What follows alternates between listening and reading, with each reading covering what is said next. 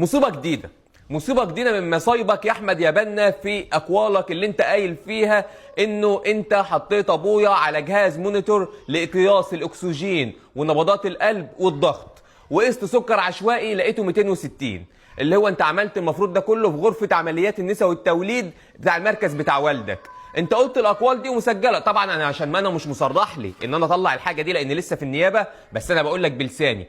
طب تعالى بقى كده نشوف انت قلت ايه، الفيديو اللي انا مسجله لك ونشوف انت قلت ايه، ومثبت لك الصوره عشان لسه مش هطلع الفيديو كامل دلوقتي. تعال نشوف انت قلت ايه عشان نشوف اقوالك ونشوف اعترافاتك معايا. ابويا جاي ضغطه كويس، ما فيهوش اي حاجه حصل؟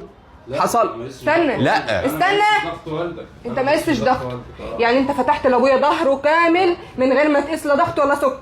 انت دخلت ابويا قلبت على السرير وقلت لي اطلعي بره. مدام بالراحه بس بعد اطلعي بره. كلامك واضح. اطلعي بره. يعني انت دخلت ابويا عمليات من غير ما تقيس ضغطه ومن غير ما يقيس له سكر، فتحت ظهره عشان تنضف له؟ باشمهندس صلى على عليه الصلاه والسلام. الكلام ده لو انا مديله بنج كلي. انا مش مديله بنج كلي. يعني ايه؟ انا مش مديله بنج كلي. يعني ايه؟